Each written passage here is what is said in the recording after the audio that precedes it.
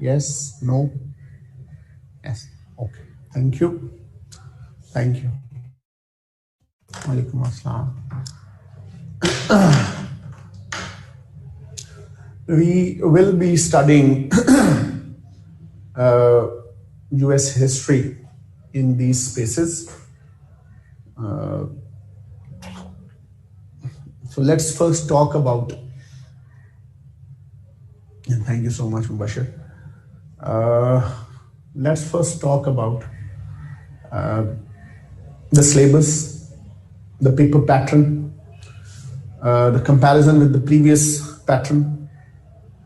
What kind of a subject is this? What books to use, and how to go about it. I'll take roughly 20 minutes of you on this, and then I'll take your questions on this specific matter, and then we'll move forward to the topics of US history. 2016 से पहले USA की history को अगर आप देखें और syllabus आप देखें तो आपको वो 4 डिफरेंट कैप्शंस में डिवाइडेड नजर आएगा. हाउएवर पेपर में ये कैप्शंस नहीं बने होते थे, लेकिन बच्चों की अंडरस्टैंडिंग के लिए प्रेसिडेंट्स का अलग, प्री इंडिपेंडेंस और इंडिपेंडेंस का अलग, इवेंट्स का अलग और कॉन्स्टिट्यूशन का अलग टॉपिक जो है बना होता था. थैंक यू सो मच जी, आपका शुक्रिया. तो बट आफ्टर 2016 जब चेंज हुआ पैटर्न, तो अब आप पहले वाला जो आपका पेपर था, पहले वाला जो आपका सिलेबस था, that was more president centric. And अब जो है सिलेबस में by name as such presidents आपको नहीं मिलेंगे, सिवाय 2-3 के. आपको थियोडोर रूजवेल्ट मिलेंगे, आपको वुड्रॉ विल्सन का नाम मिलेगा, आपको FDR फ्रैंकलिन डिलानो रूजवेल्ट का नाम मिलेगा. ये 2-3 लोग आपको मिलेंगे. But that does not mean कि हम प्रेसिडेंट्स पढ़ेंगे नहीं. All history of USA basically is history of presidents, political events. So अब जब आप स्लेब पर नजर डालेंगे तो वो आपको सीधी सी बुलेट फॉर्म में 20-21 टॉपिक्स दिए हुए होंगे. However if you look at it deeply enough, तो आई डोंट नो आप लोगों ने पहले जिंदगी में यूएस हिस्ट्री पढ़ी है, नहीं पढ़ी है, कोई अटेम्प्ट दी है, नहीं दी है. But even if it's your first experience with US history, today in our first lecture you can yourself predict कि मुझे क्या पेपर आएगा. स्टेटमेंट्स here and there होंगी, पेपर उससे बाहर नहीं आएगा. और ये अंडरस्टैंडिंग आपको होगी once we are done with the syllabus. में आपके साथ पिछले 5 से 6 सालों के टॉपिक्स पेपर्स के डिस्कस जब करूंगा तो आपको समझ लगेगी कि कुछ भी ऐसा नहीं है जो हमने पढ़ा नहीं हुआ या जिसके बारे में हमें आइडिया नहीं है. सो अगर आप इसको एनालाइज करें, अलग अलग करें, एक्सट्रैपोलेट करें इस सिलेबस को, तो one question you will find from independence era. Independence era एक सवाल यहां से आएगा.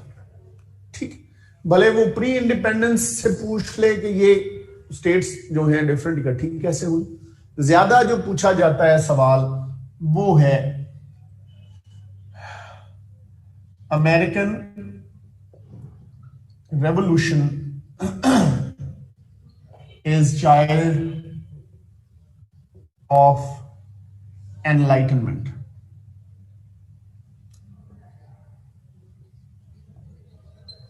या पूछा जाता है causes of war of independence. War of independence के क्या कॉजेज थे. या पूछा जाता है impacts of British advent on USA, गोरे जब अमेरिका में आए तो उनका इंपैक्ट क्या हो रहा, सोशल, इकोनॉमिक, पॉलिटिकल। एक सवाल आपको इन टॉपिक्स में से आना है, तो प्रोबेबिलिटी क्या है, 1/3। अगर आप 3 सवाल कर रहे हैं तो उनमें से एक सवाल आपको आ जाएगा। दूसरा पोर्शन हमारा है वो है कॉन्स्टिट्यूशन का पोर्शन, क्योंकि अमेरिका का कॉन्स्टिट्यूशन भी बड़ा सेलिब्रेटेड है और हिस्टोरिकल डॉक्यूमेंट है। तो कॉन्स्टिट्यूशन में से सवाल क्या आते हैं, formation and structure of US constitution, बना कैसे और उसके फीचर्स क्या हैं। लास्ट क्वेश्चन मैंने बताया impacts of British advent in on USA, के असरात क्या हुए गोरों के अमेरिका आने के, असरात क्या हुआ। ठीक है, सो formation and structure of US constitution, ये 2017 के पेपर में आपसे पूछा भी गया। अच्छा, एक सवाल आपसे पूछा जाता है separation of powers and checks and balances, ये भी कॉन्स्टिट्यूशन का क्वेश्चन है। एक सवाल आपसे पूछा जाता है powers and functions of US president along with his election procedure, कि वो इलेक्ट कैसे होता है। तो 1, 2 and 3, 3 सवाल ये हैं, इनमें से भी एक सवाल आपसे पूछा जाएगा। आप पुराने पेपर्स निकाल के देख लीजिए, एक भी पेपर आपको ऐसा नहीं मिलेगा जहां पर ये चीजें टच अपॉन नहीं की गई। यहां तक बात समझ आ गई आपको? ठीक है, ओके। एडमिन इस वक्त बैठा नहीं है, आता है तो मैं उसे कह देता हूं, but I wanted to erase it ताकि मैं अगले पोर्शन पे जा सकता। चले मैं आपको उतनी देर तक जुबानी बता देता हूं। उसके बाद अगला पोर्शन है जिसको I call it the 19th century, the 19th century, 19वीं सदी। 19वीं सदी, 19वीं सदी में क्या इंपॉर्टेंट है? 19वीं सदी में इंपॉर्टेंट है slavery and civil war, slavery and civil war.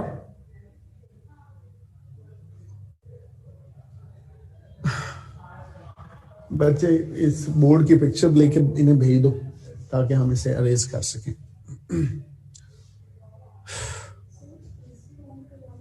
नहीं, आई एम नॉट फीलिंग वेल, मेरी तबीयत काफी खराब है, तो इसलिए एसी ना लेने, I am already shivering with cold. ये काइंडली आप पिक्चर ले लें ताकि हम इसको आगे शुरू करें। आप इधर से आ जाए ना प्लीज।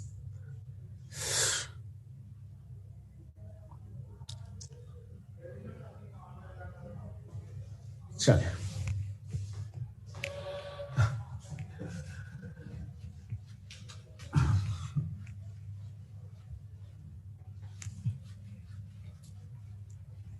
तो ये 2 हिस्से हो गए। 6 क्वेश्चन हमने किए और हम ये कह रहे हैं, thank you so much, 6 question हमने किए और हम ये कह रहे हैं कि इन 6 में से 2 क्वेश्चंस जो हैं वो आ जाएंगे। इन 6 में से 2 क्वेश्चंस आ जाएंगे। नहीं आएंगे तो you can always come and grab me by the year कि आपने क्या बकवास मारी थी। अच्छा, उसके बाद आती है 19th सेंचुरी। 19th सेंचुरी में हमारे पास वॉर ऑफ 1812 है। इस पर नोट आता है, क्वेश्चन नहीं आएगा, नोट आ सकता है।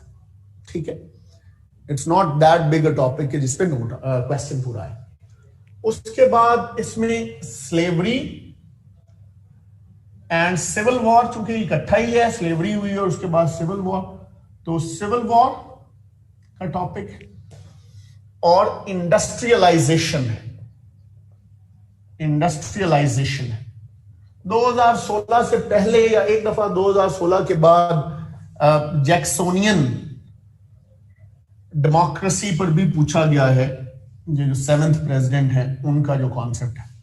तो 19वीं सदी जो है, 19th सेंचुरी, अगेन इसमें भी 3.5 टॉपिक्स हैं।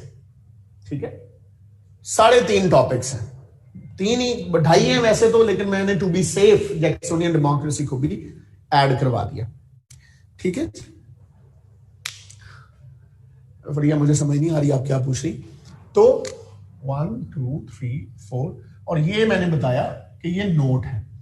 तो इसमें से भी एक क्वेश्चन आपसे पूछ लिया जाएगा, भले वो इंडस्ट्रियलाइजेशन के इंपैक्ट्स पूछ ले, भले वो सिविल वॉर के कॉजेज पूछ ले, भले वो ये पूछ ले कि सिविल वॉर स्लेवरी के अलावा क्या रीजंस थे।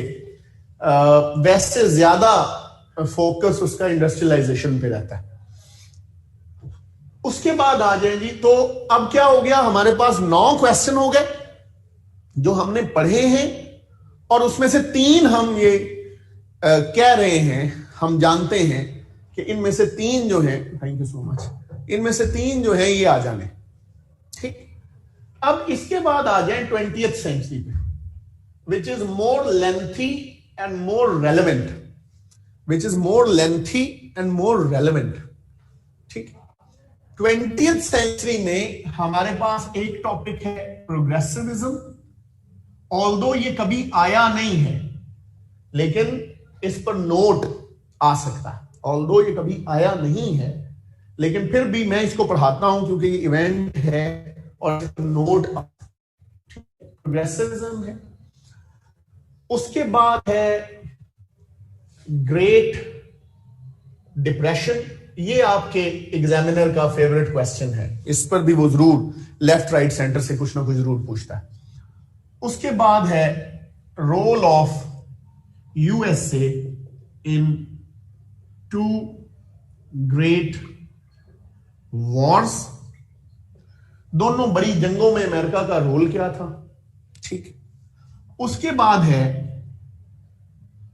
How US emerged as global power after world war 2। USA कैसे ग्लोबल पावर बना। Role of USA in 2 great wars वैसे कभी नहीं आया, स्टिल हम करवाते हैं क्योंकि सिलेबस का हिस्सा है। ये आया 2 दफा, how US emerged as global power after world war 2, तो 2 दफा ये आ चुका है। अच्छा, उसके बाद कोल्ड वॉर है, ये भी 2-3 दफा पूछा जा चुका है, ये हम डिटेल में करेंगे। और उसके बाद आपके एग्जामिनर का मोस्ट फेवरेट क्वेश्चन है black civil rights movement. Black civil rights movement. I hope you can see this, नीचे जो मैं लिख रहा हूं। तो ये भी आप जो पिछले 5 सालों के पेपर उठाएंगे तो आपको हर पेपर में किसी ना किसी शक्ल में ये क्वेश्चन आपको नजर आएगा, हर पेपर में। बच्चे, इनलाइटनमेंट मैंने ऊपर लिख दिया ना, सबसे पहला क्वेश्चन मैंने लिखा था American revolution is child of enlightenment. आपने शायद लेट ज्वाइन किया, सबसे पहला क्वेश्चन ही हमने वो लिखा था।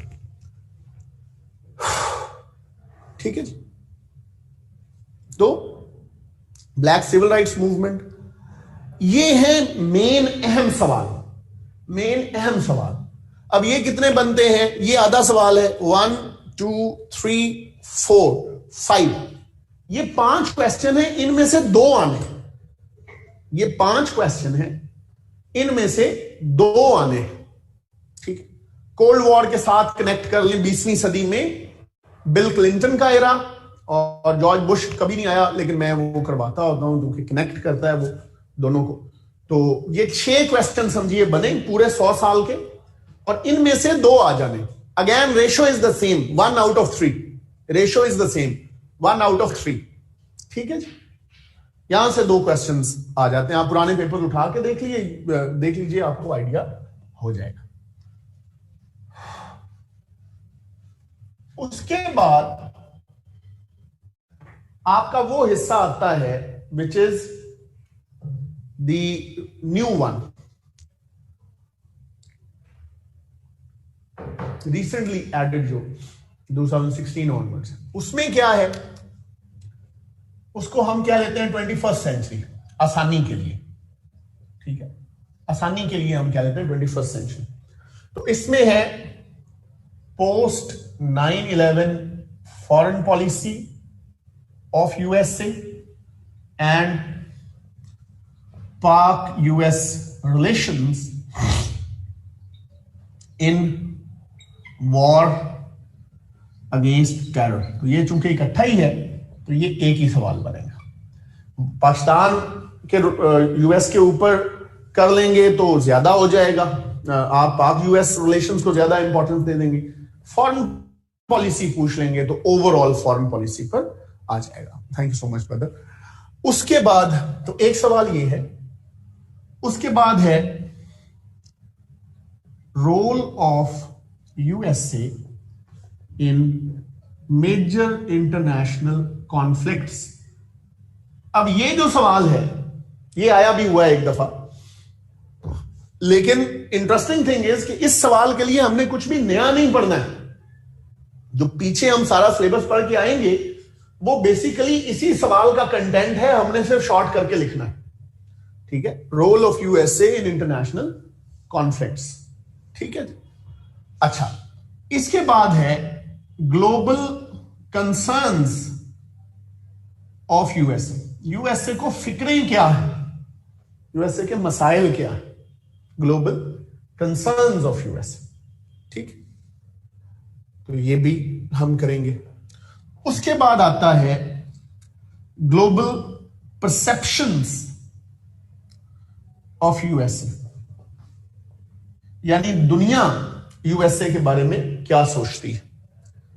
फिर आता है role of USA in patronising international organisations, कि यूएसए किस तरह से बैनुल अक़वामी तंजीमों पर असरअंदाज होने की सलाहियत रखता है और होता रहा है।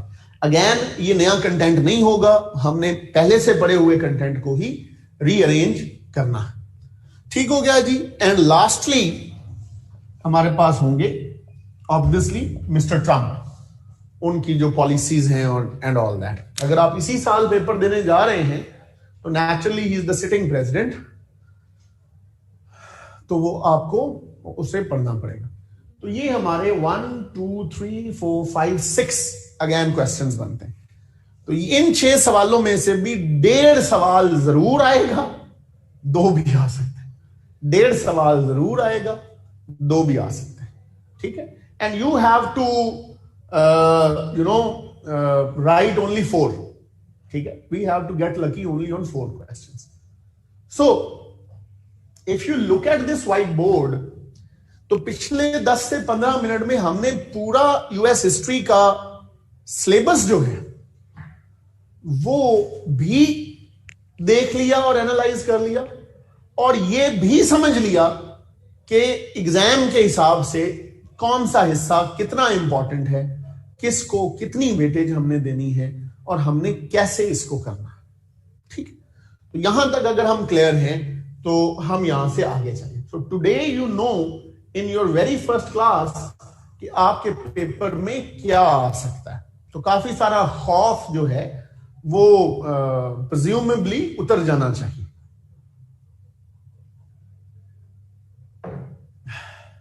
ठीक है जी।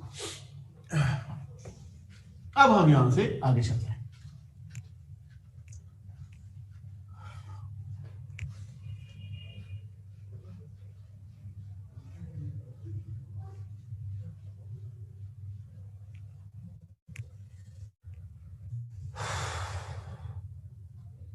यार अब शुरू से शुरू ना करो कि 20th सेंचुरी में कितने क्वेश्चंस आते हैं। 20th सेंचुरी में मैंने बताया 6 मैंने आपको लिखवाए, 2 उसमें से जरूर आते हैं, ठीक है जी। मैं करता हूं, डिस्कस करता हूं लिटरेचर आपके साथ। Yes you can. Last point है आर वेरी टैलेंटेड प्रेसिडेंट। अब आ जाए बुक्स के ऊपर। बुक्स के बाद हम टेक्निक्स के ऊपर जाते हैं। बुक्स का तरीकेकार ये है, पैटर्न ये है कि एक हमने रेफरेंस बुक लेनी है, 2-3 मैं बता देता हूं, उनमें से कोई एक लेनी है, सारी नहीं लेनी, ठीक है। एक हमने गाइड बुक लेनी है। रेफरेंस बुक में गाइड की खूबियां नहीं ढूंढनी कि हेडिंग्स नहीं है, एमसीक्यूज नहीं है, फ्लांक किया हुआ है। और गाइड में रेफरेंस बुक की खूबियां नहीं ढूंढनी कि डेप्थ नहीं है और फलाना नहीं। रेफरेंस बुक का काम सब्जेक्ट के ऊपर आपकी बेस बनाना है। रेफरेंस बुक का काम सब्जेक्ट के ऊपर आपकी बेस बनाना है। गाइड बुक का काम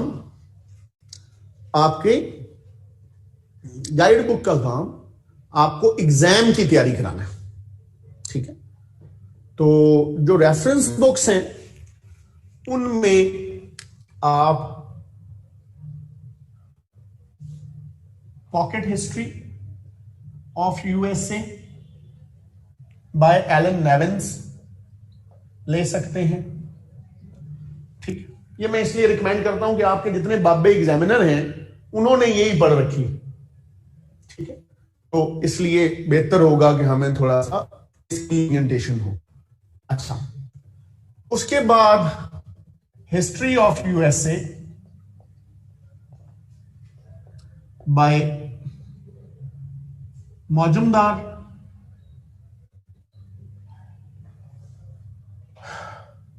concise history of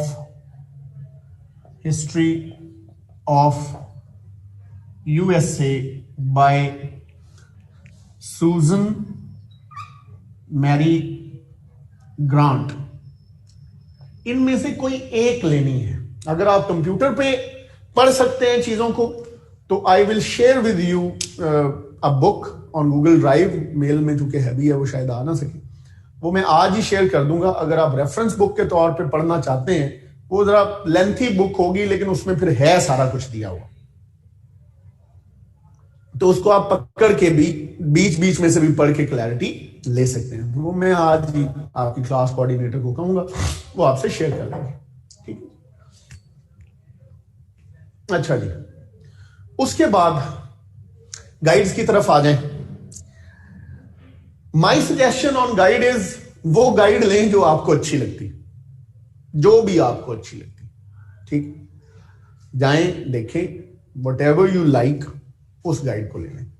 they have published with my name as well. लेकिन अगर मेरी किताब आप लेने जा रहे हैं तो एक आपने मेहरबानी करनी है, उसका जो अपडेटेड एंड रिवाइज्ड वर्जन है वो आपने लेना है। वो अभी लास्ट वीक ही आया है, आ गया। आप जहांगीर वर्ल्ड टाइम्स के बुक शॉप जो उर्दू बाजार में है ना, गजनी रोड पे, उनसे आप पता करेंगे तो वो आपको डिस्काउंटेड प्राइस पे भी दे देंगे। उबैद बच्चा है वहां पे, वो आपको उससे कोऑर्डिनेट कर लेगा। तो इट्स अवेलेबल, कोई ऐसी वो बात नहीं। बुक मेरे नाम से है। मैं आज I have asked them to provide the list in different cities book shop जहां वो अवेलेबल है। तो वो भी मैं आपकी कोऑर्डिनेटर को कहूंगा कि आपका अगर कोई ग्रुप श्रुप है तो उसमें वो शेयर कर दें, ठीक है। तो वो रिवाइज एंड अपडेटेड का फायदा ये है कि एक तो उसमें हमने जो ये नया सिलेबस है उसमें कंटेंट ऐड किया है। 2020 का हमने पेपर शॉर्टली रिजॉल्व किया है, हल किया है, एमसीक्यूज दिए हैं। उसमें हमने ये भी किया है कि जहां जहां किसी शहर का नाम आया है, जहां जहां किसी स्टेट का नाम आया, हमने साथ ही ब्रैकेट में बता दिया है कि ये शहर किस स्टेट का है, ये स्टेट नॉर्थ की है कि साउथ की है। उससे आपका रेफरेंस बन जाता है चीज के साथ, और एमसीक्यूज भी साथ साथ प्रिपेयर हो जाते हैं। तो but still I would still recommend, और उसमें जो ग्लोबल कंसर्न्स वगैरह हैं उन पे भी हमने ज्यादा बात की है, कंटेंट ऐड किया है पहले वाली किताब से, थोड़ी सी बड़ी किताब। However you are free to buy any book, जो भी आपको आसान लगे। जी मैं उन्हें क्या देता हूं। Lectures bye and large 14 lectures होंगे, बाय एंड लार्ज 14 लेक्चर्स में हम इसको खत्म कर देंगे इंशाल्लाह ताला।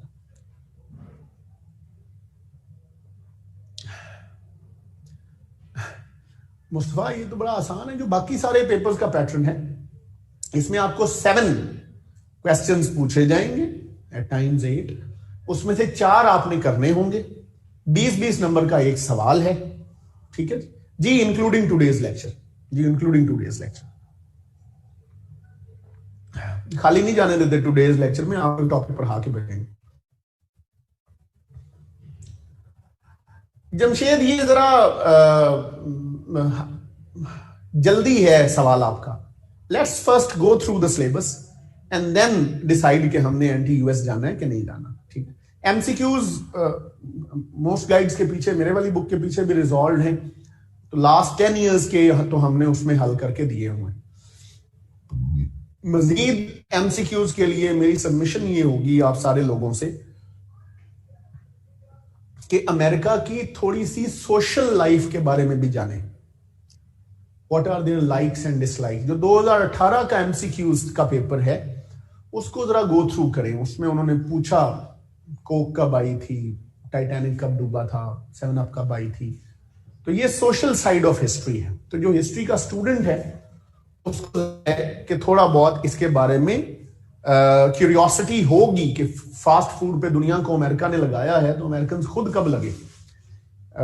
अगर फिजी ड्रिंक्स पे दुनिया को अमेरिका ने लगाया है तो अमेरिकन खुद कब लगे, एंड ऑल दैट, ठीक है।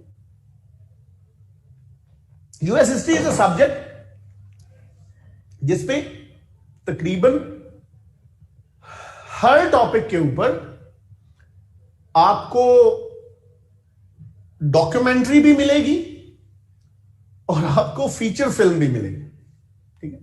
John Newman is fine as a reference book, आप उसे पढ़ सकते हैं। आपने बस ये देखना है कंटेंट आते हैं, कंटेंट क्या है उसके, मैं बताता हूं जी, अभी बताता हूं 2018 के पेपर में, ठीक है जी। तो ये हमने करना है। तो मैं साथ साथ आपको मूवीज वगैरह भी रिकमेंड करूंगा हेयर एंड देयर, तो डू वॉच देम अगर आपके पास टाइम निकले। तो अपने इर्द गिर्द का माहौल इन 14 लेक्चर्स के दौरान ऐसा रखें कि अमेरिका के साथ ज्यादा आपका लाहिका रहे। पाकिस्तान के टीवी शोज और पाकिस्तान के ड्रामे और पाकिस्तान के न्यूज चैनल्स को अवॉइड करें जब तक आपका सीएसएस हो नहीं जाता, ठीक। तो एक तो बुनियादी बात ये होगी। अब आ जाएं पैटर्न की तरफ, और उसके बाद मैं 18 का पेपर डिस्कस आपसे करूंगा और उसके बाद हम बात करेंगे आज के टॉपिक की तरफ। Yes, it is high scoring, I know students जिन्होंने 80+ भी इसमें लिए हैं, बट उसमें आपकी स्ट्रेंथ क्या है। यूएस हिस्ट्री कोई भी है, जनरली स्पीकिंग, हिस्ट्री में स्ट्रेंथ है कोट्स, हिस्ट्री में स्ट्रेंथ है बुक रेफरेंसेस सबसे ज्यादा। हिस्ट्री में नक्शा जो है वो उतना मैटर नहीं करता, अनलेस कि आपको वेस्टवर्ड एक्सपेंशन का सवाल आ जाए। अब नक्शे के ऊपर मैं टाइम एंड अगेन, आप में से कुछ मेरे पुराने स्टूडेंट्स भी हैं, मैं बता चुका हूं कि नक्शे को 2 से 2.5 मिनट के अंदर आपने बनाना सीखना। If your map is taking more than 4 minutes और 5 minutes, it's not worth it. उसकी जगह 5 मिनट्स में आप एक बड़ा जबरदस्त कॉम्पैक्ट पैराग्राफ लिख सकते हैं जिसके अच्छे मार्क्स आपको मिल जाएंगे।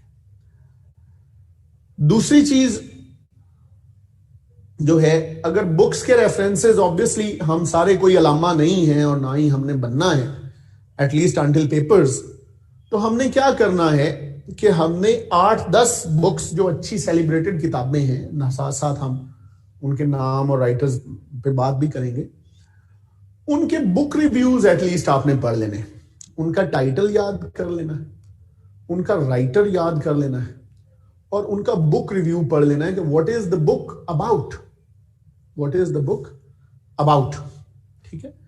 तो फिर आप उसे कोट कर सकते हैं। अपने पास से राइटर नहीं बनाने, अपने पास से किताबों के टाइटल नहीं बताने, ठीक। तो ये टेक होम। बाकी जो आप फ्लो चार्ट्स और फ्लोरल चार्ट्स बनाते हैं पेपर्स में, वो फ्लो चार्ट्स और फ्लोरल चार्ट्स एक हद 2 से ज्यादा नहीं होने चाहिए। आपका 20 नंबर का पेपर है, 20 नंबर का सवाल है, उसमें कितने एक फ्लोरल चार्ट्स डालेंगे, और अगर हर सफे पे फ्लोरल चार्ट होगा तो उसमें फिर हम कंटेंट कब लिखेंगे? लाइक अगर आप सेकेंड वर्ल्ड वॉर लिख रहे हैं तो वो हवाई जहाज बनाकर उनमें से बॉम्ब गिराने की ड्राइंग बनाने की पेपर पे जरूरत बिल्कुल नहीं है। उसकी जगह आप एक पैराग्राफ लिखें जिससे हमारा मसला हल हो जाए। ठीक है। It is also good. There are thousands of channels जो US history पढ़ाते हैं. There is even a book outline on US history by the US State Department. State Department की आप वेबसाइट पर जाएंगे तो वहां आपको 100 odd पेजेस की एक आउटलाइन ऑफ यूएस हिस्ट्री, जो आपकी ऑफिशियल हिस्ट्री है यूएसए की, वो भी मिल जाएगी। You can even go through that if you are looking for a crash course. ठीक है, वो कोई ऐसी बात नहीं है। और बाकी ऑब्वियसली जो क्लास डिस्कशन होगी और उसके बाद जो हैंडआउट्स वगैरह आपको दिए जाएंगे, नोट्स दिए जाएंगे, वो भी सफिशिएंट होंगे। कोई और बहुत एक्स्ट्रा खाते में पढ़ने की जरूरत नहीं है। अगर आप उन्हीं को ही रिप्रोड्यूस कर पाए तो बहुत जबरदस्त हो जाएगा। ठीक है। कोट्स के बारे में मैंने बताया है जी कि कोट्स आपने मैक्सिमम 2 to 3 कोट्स आपने देनी है। इंट्रोडक्शन में कोट्स नहीं देनी है। Quotes are always given to prove a point और टू डिसअप्रूव अ पॉइंट। तो इंट्रोडक्शन में जब आपने अभी कोई पॉइंट रेज ही नहीं किया तो वहां पर फिर कोटेशन देने का कोई तुक नहीं बनता। We are not starting a speech और एन एसे जिसको हम कोट से शुरू करें। ठीक है। कंक्लूजन में हाउएवर आप कोटेशन दे सकते हैं क्योंकि वहां आप एनालाइज कर रहे हैं और वाइंड अप कर रहे हैं। ठीक है। और बॉडी ऑफ द क्वेश्चन में भी कोटेशन दे सकते हैं। आप बता सकते हैं कि जो बात मैं कर रहा हूं ये फलां सियाने बंदे ने भी की हुई है, मैं सिर्फ अकेला नहीं इस पर बात कर रहा, और जो बात मैं नहीं कर रहा हूं वो फलाने बंदे ने भी नहीं की। ठीक है। तो ये है जी। Painless history is also fine if you can go through it. हमारी जो बुक है उसमें भी हमने कंटेंट उससे लिया। मैंने बताया जी कि जो रीडिंग हम आपको देंगे वो भी काफी होगी। अगर आप उसी को भी रिप्रोड्यूस कर पाए with in the stipulated time तो भी काफी हम सेफ जोन में रहेंगे। ठीक है। सो आपने पैनिक नहीं करना। पॉकेट हिस्ट्री मेरे पास शायद ही हो उसमें सॉफ्ट में, but I will still look. ठीक है। इनफ है जी, वो बुक और उसके साथ रीडिंग इनफ है। अच्छा जी, अब आ जाए अटेम्प्ट कैसे करना। हिस्ट्री में जो ज्यादातर गलती स्टूडेंट्स करते हैं वो ज्यादा लिखते हैं और इररेलेवेंट लिखते हैं। ऑल्दो हिस्ट्री में ज्यादा लिखना इंकरेज किया जाता है because it's an art of story telling, और आपने स्टोरी जाहिर है अच्छे तरीके से एक फ्लो में सुनानी है ताकि आपका रीडर जो है वो उसको पढ़ पाए, उसको रास्ते में बोरियत ना हो। But at the same time you have to stay relevant as well. History, all histories के साथ ये मसला है, यूएस हिस्ट्री के साथ भी ये मसला है। You will find characters in this history, जैसे जॉन हैनकॉक एक कैरेक्टर आपको मिलेंगे, जॉन स्मिथ एक कैरेक्टर आपको मिलेंगे जो बड़े मजे के लगेंगे और आपका दिल करेगा यार इनके बारे में ज्यादा पढ़ें, लेकिन उनको पढ़ने का फायदा कोई नहीं है, उनकी एग्जाम वर्थ कोई नहीं है। तो एक तो इस चीज का ध्यान रखना है, what not to study is as important as what to study. ठीक। अगर आपको बहुत प्लेजर रीडिंग करनी है, I will give you dozens of books once we are done with our CSS, तो आप उसके बाद बैठ के जितना मर्जी पढ़ते रहें, आई डोंट माइंड। फिलहाल हमने एग्जाम को सीधा करना है। दूसरी चीज जो स्टूडेंट्स आमतौर पे यूजुअली जिनकी अच्छी तैयारी होती वो करते हैं, वो ये करते हैं कि वो इररेलेवेंट लिखते हैं। होता ये है, मिसाल देता हूं, आपका एक पेपर है पास्ट, उसमें एग्जामिनर ने पूछा है discuss the impacts of Great Depression on US society। ये एक सवाल आया होगा। अब मैं एक वो बच्चा हूं जिसने ग्रेट डिप्रेशन एक इंस्ट्रक्टर से पढ़ा है और उस इंस्ट्रक्टर ने कॉजेज भी बताए हैं, ग्रेट डिप्रेशन के इवेंट्स भी बताए हैं, उसने हाउ इट वाज हैंडल्ड उस पर भी बात की है और उसने इंपैक्ट्स भी बताए, और मैंने उस पर बड़ी बम किस्म की असाइनमेंट भी बनाई थी, उस पर मुझे स्टार भी मिला था। तो अब जब ग्रेट डिप्रेशन पे मुझे सवाल आ गया है तो मैं इधर उधर नहीं देखूंगा, मुझे बस ग्रेट डिप्रेशन बड़ा सा नजर आएगा, मैं कहूंगा जबरदस्त ग्रेट डिप्रेशन पे सवाल आ गया, और मैं फिट सा करके इंट्रोडक्शन से शुरू करूंगा, कॉजेस पर आऊंगा, इवेंट्स पर आऊंगा, फिर जब मैं इंपैक्ट्स पर आऊंगा तो मैं अपने टाइम के भी 20 मिनट जाया कर चुका हूंगा, और जो पेपर एलोकेटेड है उस क्वेश्चन को 4 to 6 पेजेस जो हम 20 मार्क्स के लिए लिखते हैं, उसमें से भी 3 सफे में लिख बैठा हूं। तो अब मैं वो लिखने लगा हूं जो मुझसे एक्चुअली पूछा गया, ठीक है, लिख दिया छोटा छोटा करके, हेडिंग वेडिंग दे के मैंने कंक्लूजन लिख के बाहर आ गया हूं, और मैंने आके दोस्तों को बताया है कि भाई लंब निकाल दिया पेपर की, ठीक, कुछ शायद छड़ी ही नहीं जो ग्रेट डिप्रेशन पे ना लिखी, बिल्कुल ऐसी बात है, आपने सही लिखा है, ग्रेट डिप्रेशन पर ही लिखा है और बड़ा ऑथेंटिक लिखा है, बट द प्रॉब्लम इज आपने वो नहीं लिखा और उतना नहीं लिखा जो और जितना उसने पूछा था, जो और जितना उसने पूछा था। तो जब रिजल्ट आता है और आपको उस क्वेश्चन में मिलते हैं 5 नंबर या 6 नंबर, तो आप कहते हैं एफपीएससी इदारा ही बड़ा फजूल है, ठीक। तो ये हमने नहीं करना, लालची नहीं होना, ग्रीडी नहीं होना, कि हम हो जाते हैं ना, स्पेशली अच्छे बच्चे जिनकी तैयारी अच्छी होती, वो हो जाते हैं यार मैंने इतना पढ़ा है, मैंने रातें जागी हैं, मैं तो लिख के ही जाऊंगा, ये नहीं करना, ठीक। अगर आपको अपना नॉलेज फ्लॉन्ट करने की बहुत है और करना भी चाहिए, तो फिर कॉजेज की एक हेडिंग बनाएं और उसके नीचे एक पैराग्राफ बनाएं, और उस एक पैराग्राफ में टॉप 2-3 कॉजेज को डिस्कस कर लें, just to give your examiner an idea. फिर सीधे इंपैक्ट्स पर आ जाएं, इंपैक्ट्स में उसको डिटेल से समझाएं। फिर अगर आप कहते हैं कि नहीं मैंने हल भी बताना है कि कैसे किया था, वो हल भी फिर एक पैराग्राफ में बताएं, लंबी हेडिंग्स ना दें, एक पैराग्राफ 5 to 6 लाइंस लिखकर एग्जामिनर को बता दें कि तुमने पूछा तो ये और मैंने लिख भी दिया, लेकिन आता मुझे ये सारा है, ठीक है, और उसको कंक्लूड कर दें। तो ये एक तरीका है जिसको आप मैनेज कर सकते हैं। इनकम्प्लीट पेपर ना छोड़ें, कभी भी एग्जामिनर को कभी ये इंप्रेशन ना दें आपसे टाइम मैनेज नहीं हुआ। अगर आखिरी आप लाइनें लिख भी रहे हैं और आपकी 4 हेडिंग्स बचती हैं और आपके पास 3 मिनट रह गए हैं, तो उन 3 मिनट्स में कंक्लूजन की हेडिंग दें और उसमें उन 4 हेडिंग्स का कंटेंट जितना आप लिख सकते हैं वो लिख दें और उसके नीचे लाइन लगा दें, ठीक। एग्जामिनर को ये नहीं इंप्रेशन जाना चाहिए कि पता नहीं इसने कौन सा तीर मारना था जो इसका मारने वाला रह गया, ठीक है। तो ये हमारी बुनियादी सी टिप्स हैं जिनको आपने फॉलो करना है। 20 मार्क्स का क्वेश्चन 4 to 6 पेजेस पर हम लिखेंगे, बोथ साइड्स कवर्ड। 10 मार्क्स का नोट हम 2 to 3 पेजेस पर लिखेंगे, both sides covered, both sides covered, ठीक है जी। यहां तक बात समझ आ गई? अगर यहां तक हम ओके हैं तो फिर हम यहां से आगे चलें।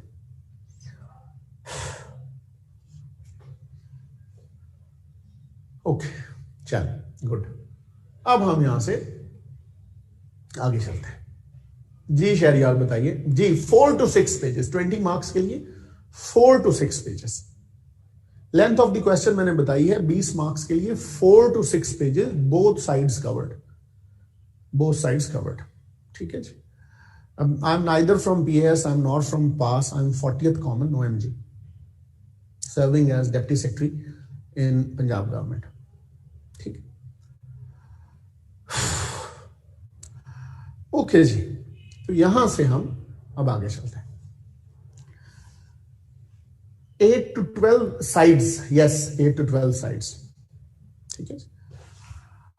अब यहां से हम आगे चलते हैं। आपने सवाल पूछा था कि 2018 के पेपर में क्यों मार्क्स कम आए, उसको मैं जरा डिस्कस कर लूं, तो फिर उसके बाद हम ये, चूंकि ये क्लैरिटी होना बड़ी जरूरी है, क्योंकि बच्चों को लगता है कि 2018 में मार पड़ी है यूएस हिस्ट्री को और ये पढ़ती रहेगी। उसकी रीजंस मैं बताता हूं। 2018 के पेपर में पहला मसला हुआ एमसीक्यूज का। एमसीक्यूज, कन्वेंशनल एमसीक्यूज नहीं आए। एमसीक्यूज थोड़ा सा उसने अमेरिकन लाइफस्टाइल से पूछ, उसने पूछ लिया टाइटैनिक कब डूबा था। अब हम सारों में से जिन्होंने टाइटैनिक देखी भी हुई है, उन्होंने इस बात पे कोई ध्यान नहीं दिया कि ये कब डूबा था। ठीक है, तो जी 14 डेज इनफ है। 14 डेज और 14 लेक्चर्स जो है मोर देन सफिशिएंट होंगे। एंड पे मैं आपको जब पेपर्स करवाऊंगा तो ऑब्वियसली यू विल नो कि हमने क्या मिस किया है, तो आप नोटिस करेंगे कि आपने कुछ भी मिस नहीं किया होगा। ठीक है, तो मैं आपसे 40 ऑड क्वेश्चंस डिस्कस करूंगा, तो अगर 40 ऑड क्वेश्चंस का कंटेंट आपने पढ़ा होगा तो उससे ज्यादा फिर कोई क्या कर सकता है। ठीक है, उसके बाद तो you will have to work really hard to score bad और टू फेल। अदरवाइज मतलब फॉर वांट ऑफ वर्क या फॉर वांट ऑफ स्टडी या फॉर वांट ऑफ टीचिंग आप फेल नहीं होते। ठीक है जी। ओके, तो एमसीक्यूज में उसने पूछ लिया टाइटैनिक कब डूबा, फिजी ड्रिंक्स कब आए और इस तरह की डिफरेंट चीजें। तो वो जो हमारा एमसीक्यूज में तुक्का लगता था वो नहीं लगा, तो पहला तो मार्जिन यहां से हम आउट हो गए। उसके बाद इसका एक साइकोलॉजिकल इंपैक्ट आया गंदा एमसीक्यू होने का, कि हमने आगे नैरेटिव पोर्शन भी ढंग से पढ़ा ही नहीं। अभी मैं आप सामने रखता हूं, आपको समझ आ जाएगी। मैं असाइनमेंट्स के बहुत हक में नहीं हूं। मेरी सबमिशन ये होगी कि आप या तो टेस्ट दे दें या आप आउटलाइंस ऑफ द क्वेश्चंस बनाएं, इंट्रोज और कंक्लूजन्स पूरा लिख के, दरमियान कंटेंट ऑफ क्वेश्चन लिखें, यानी names and dates and headings, जो बेसिक डाटा होता है क्वेश्चन का। ठीक है, हाउएवर अगर आप में से कोई बच्चे काम लिख कर चेक करवाना चाहें पास्ट पेपर्स में से या अदरवाइज, तो you are more than welcome. आप ईमेल कर सकते हैं मुझे या आप एकेडमी में दे सकते हैं, and I take and I check them. थोड़ा टाइम ऊपर नीचे होगा लेकिन मिल जाएंगे आपको। ठीक है जी। अब आते हैं अगले पोर्शन की तरफ। तो अगले पोर्शन में सबसे पहला सवाल क्या था? ठीक जी, आराम से हो जाएगा। पहला सवाल था discuss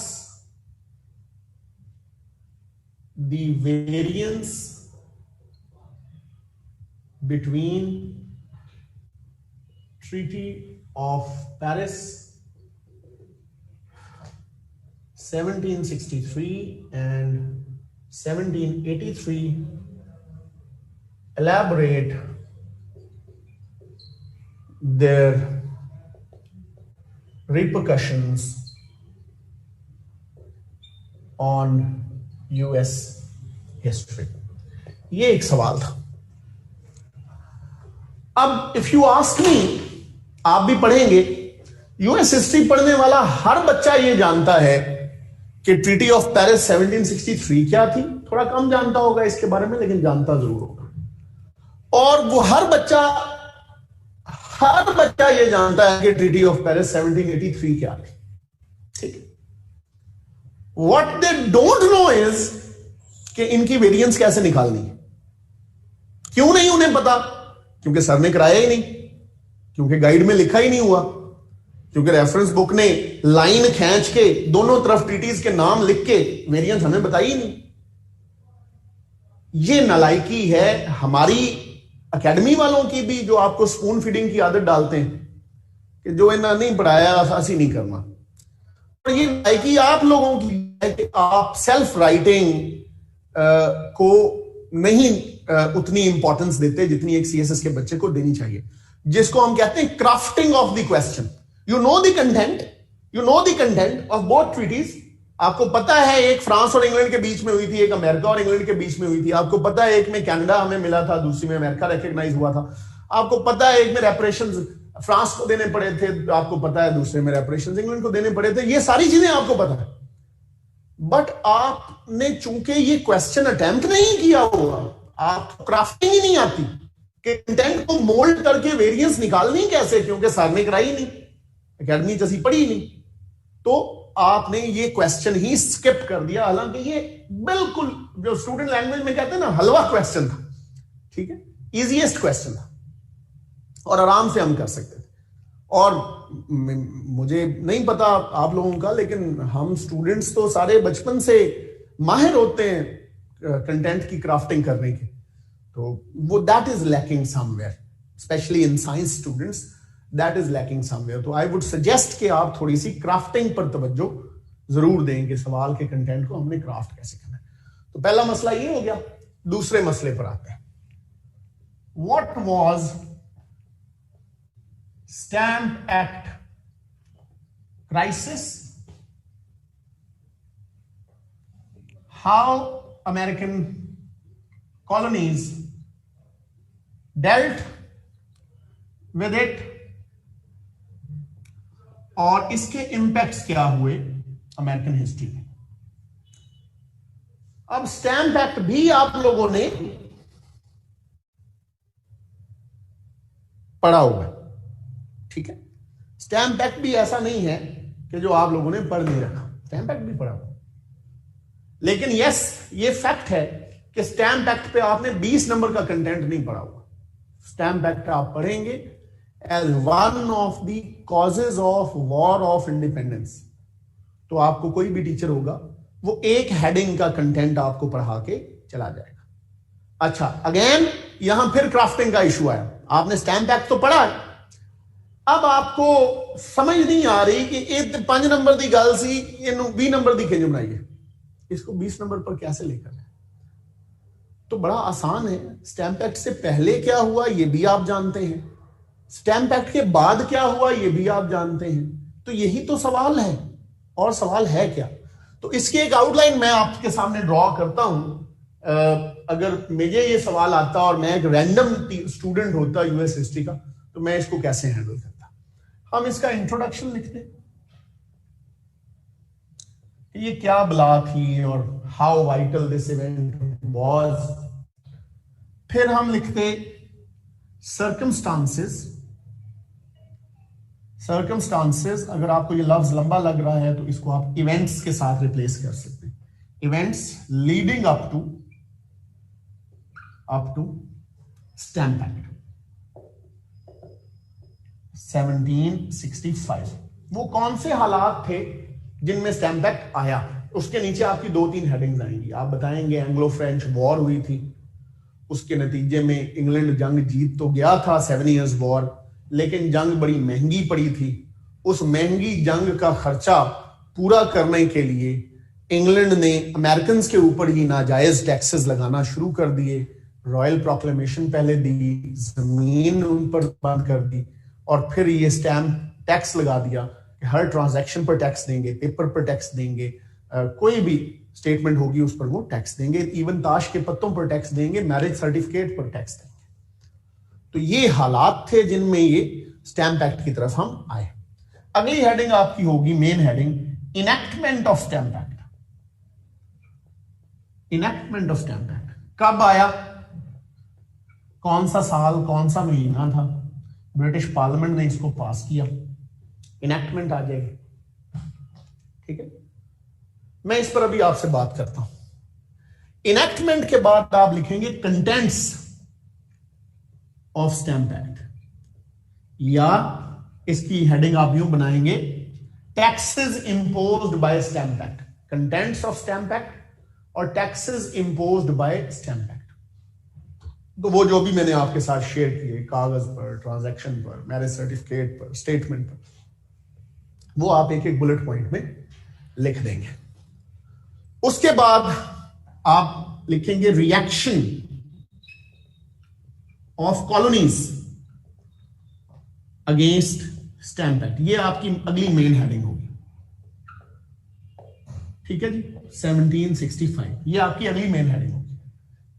इसके नीचे आप लिखेंगे कि भाई कॉलोनीज ने कहा कि ये तो जुल्म है, एक तो हमने अपना ब्लड एंड स्वेट दिया है आपको, आपकी हिमायत की है फ्रांस के खिलाफ इस जंग में, और उसके बावजूद हमने टैक्स लगाया है। एक दिन के लिए भी ये टैक्स नहीं देंगे, हम एक लम्हे के लिए भी ये टैक्स नहीं देंगे। और इसके नतीजे में उन्होंने बुलाई स्टैम्प एक्ट कांग्रेस 1765, जहां सारे रियासतों ने फैसला किया कि बाहर में जाएं, जो भी कीमत अदा करनी पड़ी, हम टैक्स नहीं देंगे। अगर एक भी ट्रांजैक्शन पर टैक्स दे दिया तो ये सबमिशन होगी, हम नहीं देंगे। अब इसके बाद मेन अपोजिशन शुरू होगी, movement against stamp act. Movement against stamp act, तो ये मूवमेंट अगेंस्ट स्टैंप एक्ट जो है, इसमें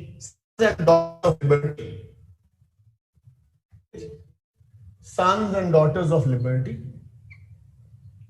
वो आए,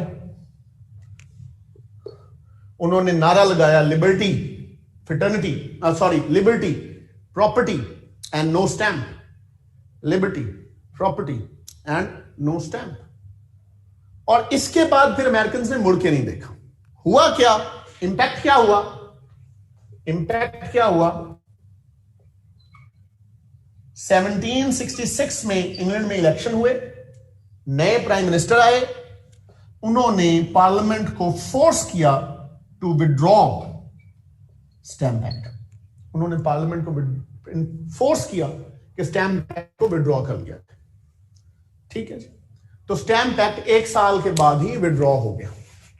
अमेरिकन, यहां से आपके फिर फर्दर इंपैक्ट शुरू हो जाएंगे। American understood what it means to be united. Americans also understood what language the Brits understand, and from here on the march towards freedom, war of independence started. ठीक, तो उसके आगे फिर Boston massacre, Boston tea party और finally war of independence start होती। तो ये कुल मिला के 9 and 10 हेडिंग्स आपकी बनती हैं और आपका एक कॉम्पैक्ट क्वेश्चन बन जाता है only if you give yourself 3 minutes to think about it and make an outline in your head कि इसको कैसे हैंडल किया जा सकता है। तो चूंकि स्टूडेंट्स को लगता था कि ये तो 5 नंबर का है, तो इसको हम कैसे करेंगे, तो उन्होंने इसको छोड़ ही दिया। ठीक है जी, तो ये भी एक इसका इंपैक्ट है। ठीक है जी, यहां तक बात समझ आ गई। ये दूसरा तुरम खान क्वेश्चन था 2018 का, जो लोग सर पकड़ के बाहर निकल रहे थे कि ये हमारे साथ क्या हुआ। ठीक है, अब यहां से आगे चलते हैं।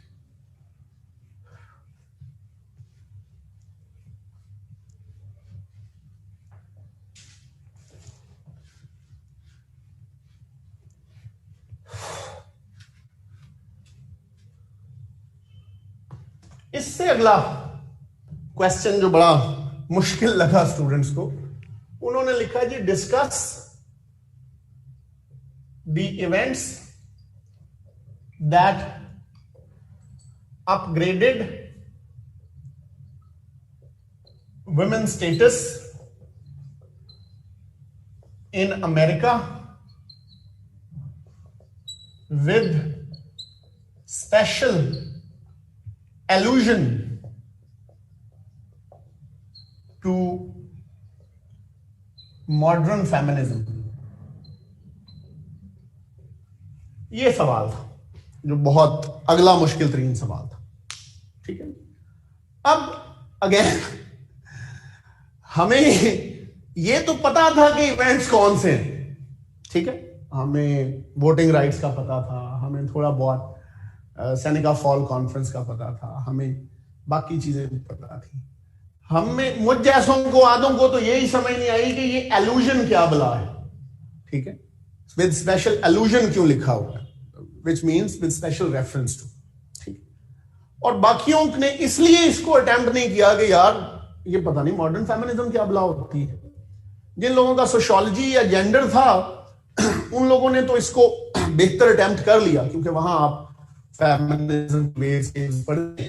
जिनका नहीं था, वो मेरे जैसे बोंगे, वो नहीं इसको कर सके, तो ये भी छूट गया। हालांकि ये भी आसान तरीन क्वेश्चन था। आप मॉडर्न फेमिनिज्म ना भी लिखते तो आपके सिर्फ 5 नंबर कटते, क्योंकि ये आखिरी हिस्सा है 5 नंबर का। आप इवेंट्स लिख देते तो आपको 15 नंबर में से मार्क्स मिल जाते, भले 10 मिलते। ठीक, लेकिन 2-4 लाइनें घुमा के भी मॉडर्न फेमिनिज्म के ऊपर आप लिख देते तो बात बन जाती हमारी। ठीक है, तो ये तीसरा सवाल था जिसने हमें नॉकआउट किया। अब आ जाए चौथे सवाल के ऊपर।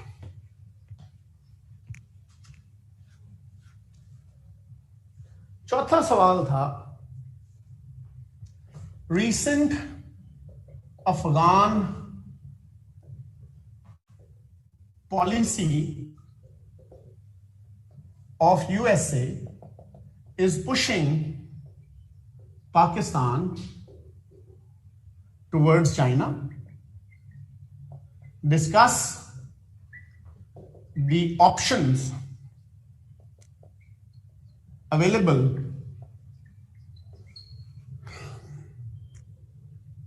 to Pakistan in current deteriorating Pak-US relations. 2018 में आपको पता ही है 1 जनवरी को ट्रंप ने ट्वीट स्कीम थी पाकिस्तान के खिलाफ. ठीक है, तो वहां अब जब ये सवाल हमें आया तो हमने चूंकि करंट अफेयर्स में ये पढ़ रखा था, हमने क्या लिखा, हमने ये लिखा जी बात ये है, चूंकि मैंने स्टूडेंट से पूछा मोस्टली जो करके आए, उन्होंने लिखा जी बात ये है कि अमेरिका हमें बार बार कहता है डू मोर, ये बड़ी ज्यादती है. ठीक है जी, we are almost done Umesh. America हमें कहता है डू मोर, ये बड़ी ज्यादती, हम तो पहले ही बहुत कर रहे हैं. तो देखे ना, हमने इतनी कुर्बानियां दी, इतने डॉलर्स लूज किए, हमने जनाब अली फलां किया, ढमकां किया, 70,000 बंदे मरवाए और फिर भी ये हमसे पैसे मांग रहा है वगैरह वगैरह.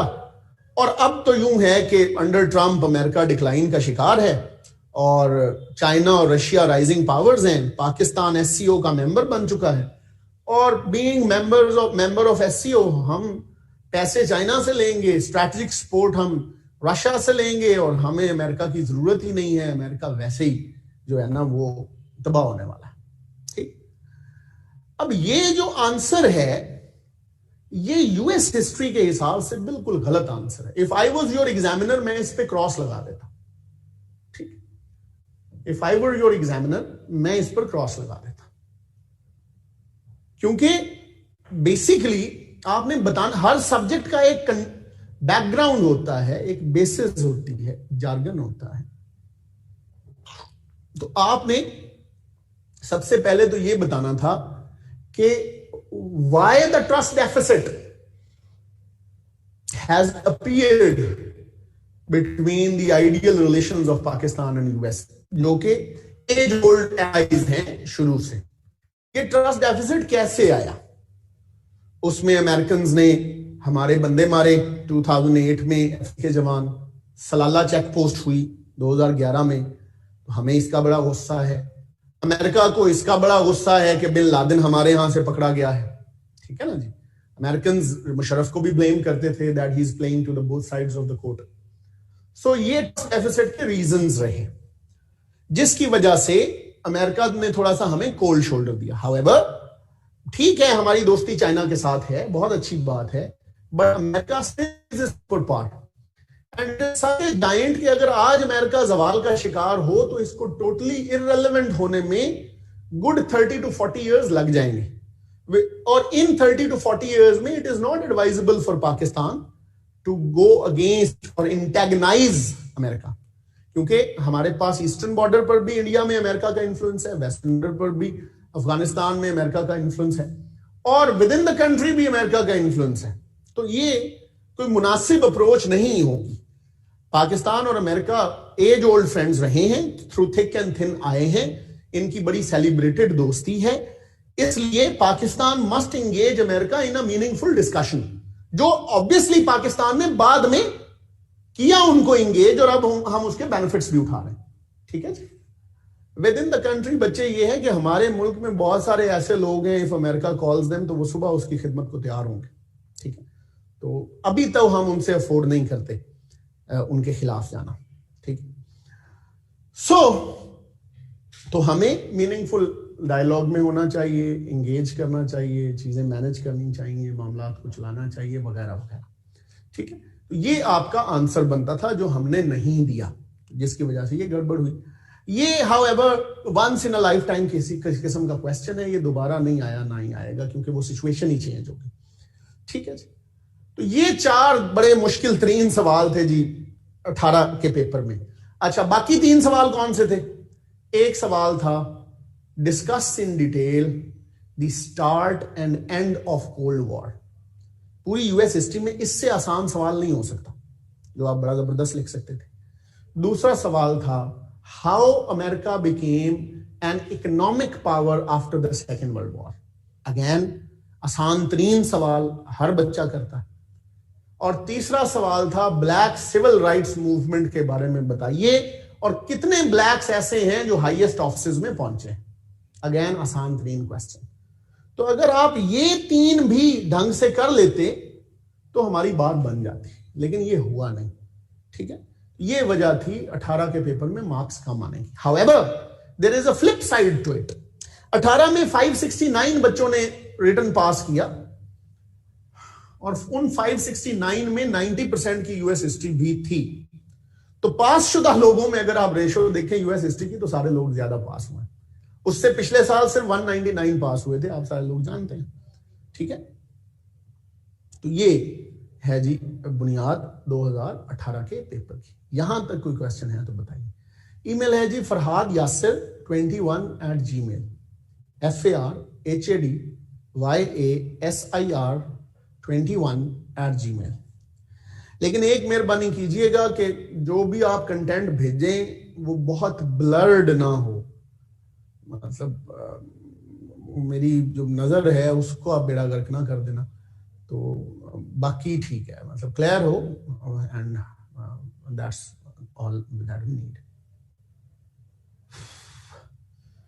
नहीं, आप अभी कंटेंट पहले पढ़ें, फिर आप क्वेश्चन का इंट्रो लिखने के ऊपर तवज्जो दें। अभी कंटेंट ही नहीं है हमारे पास तो हम इंट्रो पर कैसे बात कर सकते हैं। Let's go through few lectures, तो आपको आइडिया हो जाएगा कि हम कैसे स्टार्ट करते हैं, कैसे मैनेज करते हैं। Up to what decade do we have to learn US history and events? Up to today, ठीक है, up to the day you go to exams। 31 दिसंबर को आप कट ऑफ लाइन रख लीजिए। ठीक है जी, फरहाद यासिर 21@gmail.com। जी ये करेक्ट है, थैंक यू।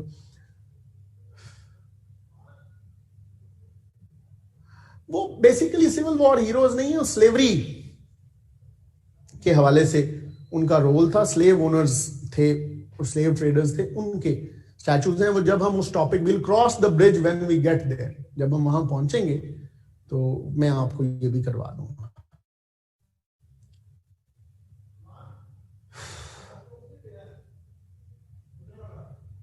जो मैंने आपको लिख कर दिया है यही एफपीएससी का मोर और लेस सिलेबस है, इससे बाहर नहीं है। उमर खान की किताब आप देख लें, अगर आपके कंटेंट वो कवर करती है तो बिस्मिल्लाह इशू। मैंने भी आपको अच्छी लगती है आप वो लें। मैं बिल्कुल भी अपनी बुक की मार्केटिंग नहीं करूंगा। ठीक है,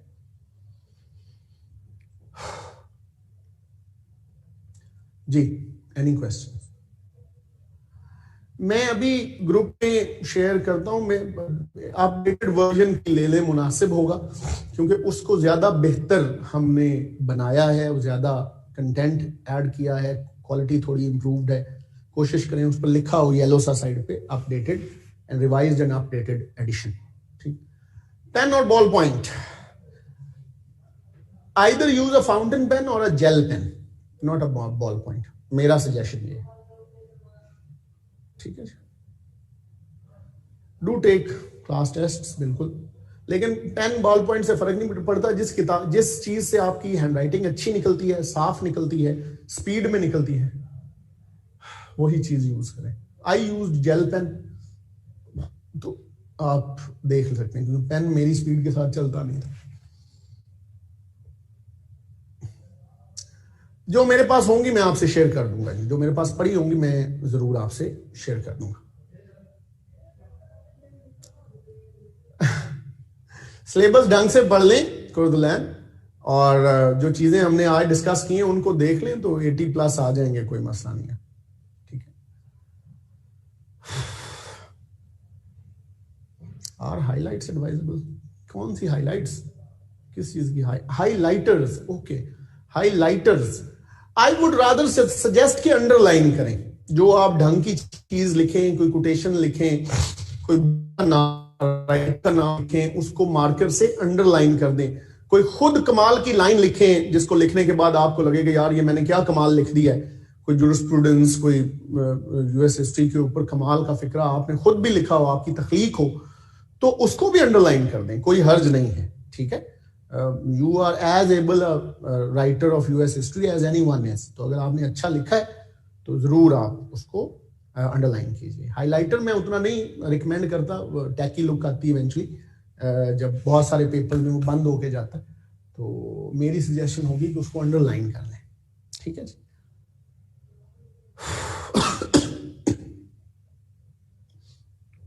जी थैंक यू सो मच। और कोई सवाल आपका है तो पूछिए, एनीथिंग एट ऑल।